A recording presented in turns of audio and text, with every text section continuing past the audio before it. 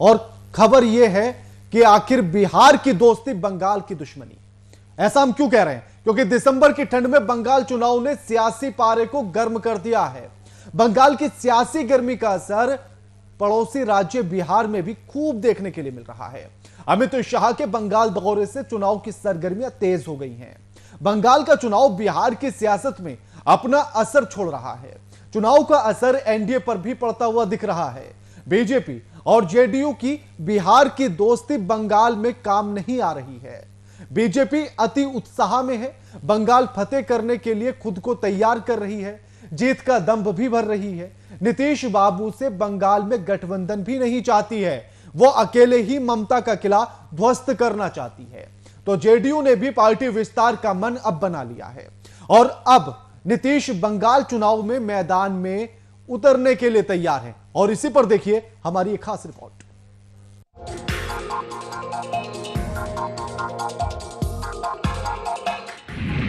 दो दिन के बंगाल दौरे पर अमित शाह। बंगाल में गर्म हुआ सियासी पारा। ममता का किला ढाने की तैयारी में बीजेपी। बंगाल चुनाव में अकेले लड़ेगी जेडीयू। बिहार की दोस्ती बंगाल में दुश्मनी। बंगाल चुनाव रक्तचरित के लिए जाना जाता है। साम, दाम, दंड, भेद का उपयोग अगर देखना हो तो बंगाल का चुनाव देखिए। ममता का किला ढाने के लिए बीजेपी हर तरह का हथकंडा अपना रही है। ममता बनर्जी के लिए इस बार का चुनाव आसान ना होगा। अमित शाह अपने 2 दिनों के दौरे पर बंगाल में है। टीएमसी के कई विधायक और पदाधिकारी बीजेपी में शामिल हो रहे हैं। बीजेपी टीएमसी की सत्ता को उखाड़ फेंकने के लिए पूरी जद्दोजहद में लगी हुई है। ममता के किले को घेरने में लगी बीजेपी बिहार के लिए अपने सहयोगी नीतीश कुमार को भी दरकिनार कर दिया है। अब जेडीयू बंगाल में अकेले चुनाव लड़ेगी। बिहार की दोस्ती बंगाल में दुश्मनी में बदलने को तैयार है।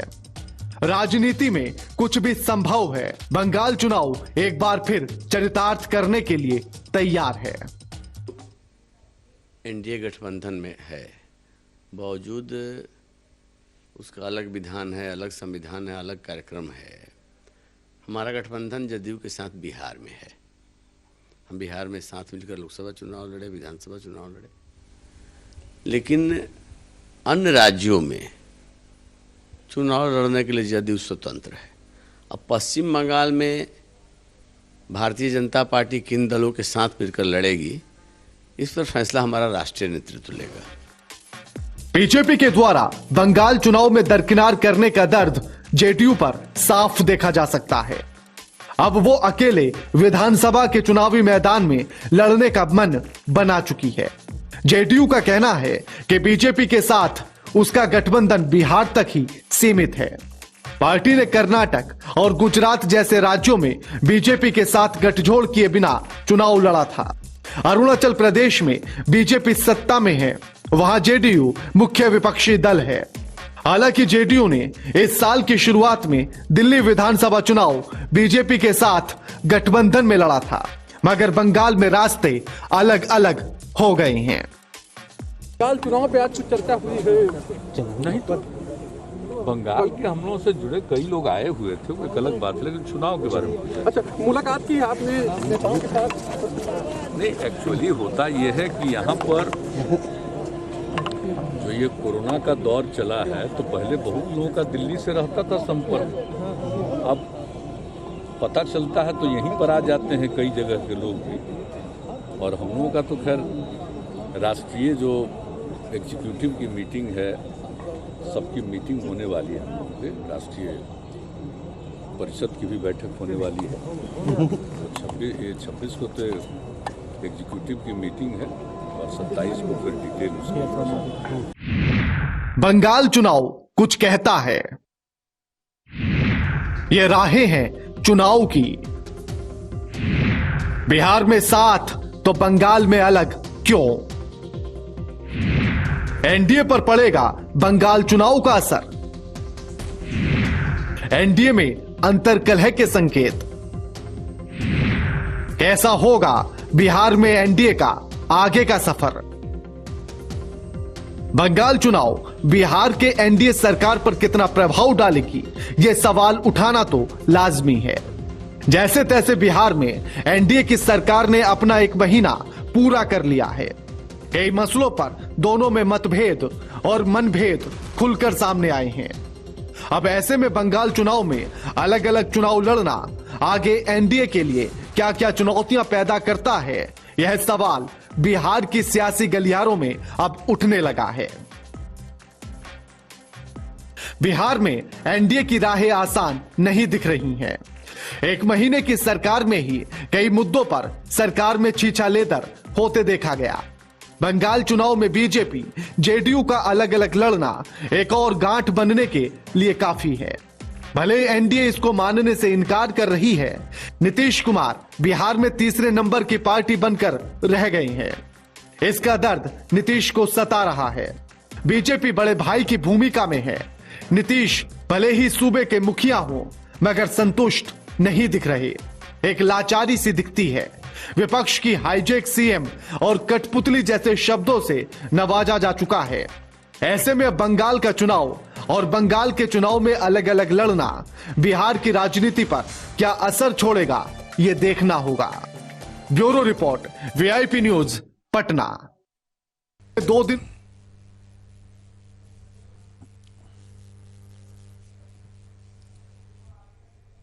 और इस खबर पर अब हमारे साथ हमारे वरिष्ठ संपादक मधुरशील जी लाइव जुड़ गए हैं। मधुर जी, जिस तरह की तस्वीरें अब देखी जा रही हैं, बंगाल चुनाव को लेकर भी जितना असर अब बिहार के अंदर दिख रहा है, तो क्या कहा जाए कि एनडीए में सब कुछ ठीक ठाक है या नहीं है? देखिए राणा, जिस तरह से ये खबरें चल रही हैं, चाहे जो भी चर्चा में है सियासी गलियारे में, जदयू एनडीए का पार्ट रहा है बिहार में, उसके साथ गठबंधन रहा है। लेकिन इससे पहले भी अन्य राज्यों में जब चुनाव होते हैं, चाहे वो लोकसभा का चुनाव हो या विधानसभा का चुनाव हो, पड़ोसी राज्य झारखंड में भी जदयू कई बार अलग चुनाव लड़ चुका है। दिल्ली में एनडीए के घटक दल से अलग होकर के स्वतंत्र दल के रूप में वहाँ दिल्ली विधानसभा चुनाव में भी जदयू चुनाव लड़ चुका है। महाराष्ट्र में चुनाव लड़ चुका है। और इससे पहले भी जब पश्चिम बंगाल में चुनाव हुए थे तो भी जदयू वहाँ अपनी उपस्थिति दर्ज करा चुका है। चूँकि जब कोई भी क्षेत्रीय दल राष्ट्रीय दल होने की उसमें प्रक्रिया में होता है, तो उसको अपने दूसरे राज्यों में उम्मीदवार देने होते हैं और उनके उम्मीदवारों को प्राप्त जो मत होते हैं उसके प्रतिशत के हिसाब से चुनाव आयोग तय करता है कि आप क्षेत्रीय दल हैं या राष्ट्रीय दल हैं। तो एनडीए गठबंधन में जदयू, अभी हालांकि जदयू की बैठक 26 और 27 दिसंबर को संभावित है राष्ट्रीय परिषद की, और उस बैठक में तय किया जाएगा कि वो एनडीए का पार्ट होकर के जदयू बीजेपी के साथ सीट शेयरिंग करके वहाँ चुनाव लड़ेगी या अकेले लड़ेगी। फिलवक्त जो उनके प्रवक्ता हैं, उनका जो एक बयान आया था जिसमें उन्होंने कहा था कि 75 सीटों पर उनकी पार्टी पश्चिम बंगाल के विधानसभा चुनाव में लड़ेगी। तो उसी बयान को लेकर के कयास ये लगाए जा रहे थे कि एनडीए गठबंधन से रिश्ते इनके खराब होंगे, बीजेपी से रिश्ते खराब होंगे, क्योंकि बीजेपी वहाँ काफ़ी दिन पहले से वहाँ कोशिश कर रही है। उसके जो बंगाल के प्रभारी हैं संजीव विजयवर्गीय या गृह मंत्री अमित शाह या जेपी नड्डा भी पिछले दिनों गए थे जब हमला हुआ था उनकी गाड़ी के, मतलब उनके काफिले पर। तो बीजेपी के केंद्रीय नेता लगातार कोशिश कर रहे हैं वहाँ ज़मीन तैयार करने की, और बीजेपी का जो वहाँ एक जो तैयारी चल रही है उससे तृणमूल कांग्रेस के जो ममता बनर्जी के साथ चलने वाले अधिकारी, शुभेंदु अधिकारी हो या तमाम कई अधिकारी आपने देखा, कई मतलब जो तृणमूल कांग्रेस के नेता हैं वो ममता बनर्जी का साथ छोड़ चुके हैं। और बीजेपी ने स्वागत किया है कि अगर वो आते हैं तो उनका पार्टी में वेलकम किया जाएगा, मतलब पार्टी उनको साथ जोड़ने के लिए तैयार है। लेकिन ममता बनर्जी का साथ छोड़ने वाले नेताओं ने अभी खुलासा नहीं किया है कि वो बीजेपी के साथ जाएंगे या अपने इलाके में कोई अलग दल बना करके या स्वतंत्र रूप में लड़ेंगे। लेकिन जो अंदर खाने से जो खबरें आ रही हैं, जो सूत्रों के हवाले से खबरें आ रही है, शुभेंदु अधिकारी का चूंकि कई सीटों पर 40 सीटों से ज़्यादा सीटों पर उनका अपना वर्चस्व माना जाता है, जो मिदनापुर का इलाका है या खड़गपुर का इलाका है, तमलुक डिस्ट्रिक्ट है, पुरुलिया डिस्ट्रिक्ट है, मतलब कई सीटें जो इन तमाम 4-5 जिलों की, हल्दिया है, नंदीग्राम, तो इन तमाम इलाकों में उनकी पकड़ मजबूत मानी जाती है। और इस लिहाज से बीजेपी चाहती है कि अगर शुभेंदु अधिकारी जैसे नेता हर मतलब जो छत्रप हैं वो हर इलाके में अगर इनके साथ जुड़ते हैं तो ममता बनर्जी अगर कमज़ोर होती हैं तो बीजेपी को उसका लाभ मिल सकता है। तो ये बंगाल की स्थिति है। लेकिन अगर बिहार की स्थिति पर बात करें मधुर जी, तो बिहार में कितना असर पड़ेगा इस चुनाव का, यानी कि बंगाल के चुनाव का, या जो राहें अलग हो चुकी हैं उन राहों का बिहार की सियासत पर कितना असर पड़ेगा?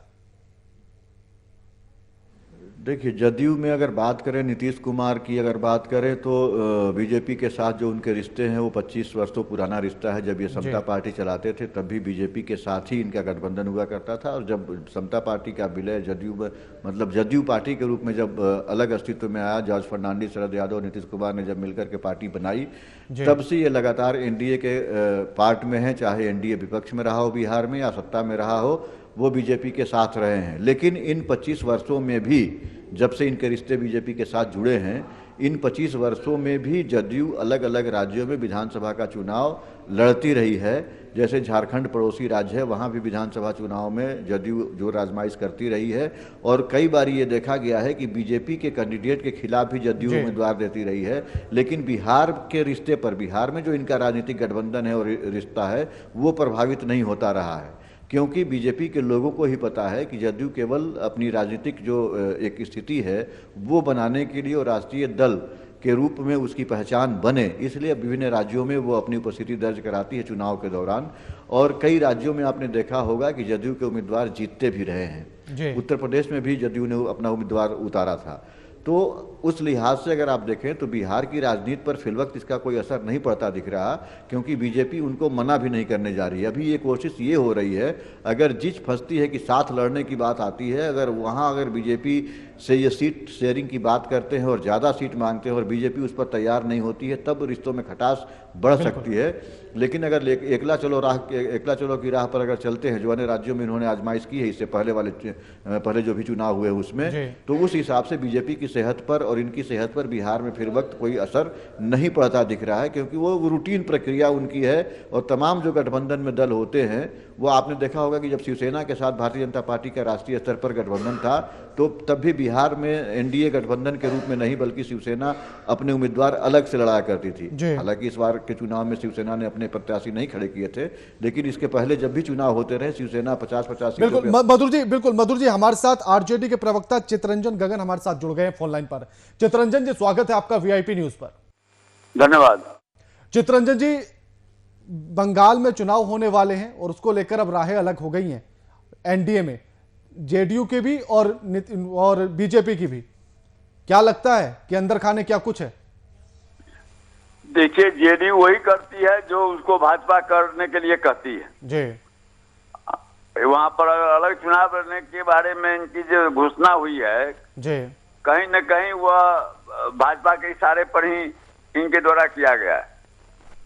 आज का जो दौरा हुआ है अमित शाह का बंगाल का, उस दौरे को भी अगर देखा जाए तो तमाम टीएमसी के ऐसे कार्यकर्ता है जो बीजेपी में शामिल हो रहे हैं। जी जी, उसको किस तरह से देख रहे हैं आप?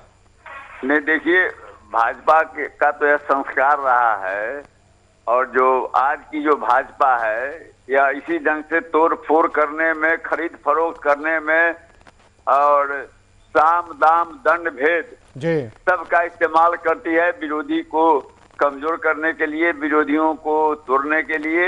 यह तो इनका मध्य प्रदेश, राजस्थान, गोवा, बिहार, दर्जनों ऐसे उदाहरण है। तो इनका तो यह कल्चर है।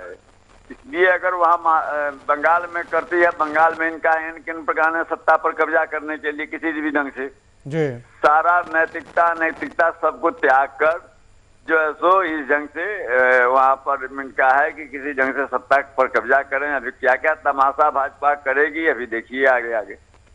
जी, तो बिहार की राजनीति में कुछ असर पड़ेगा अलग चुनाव लड़ने से, राहें अलग हो जाने से?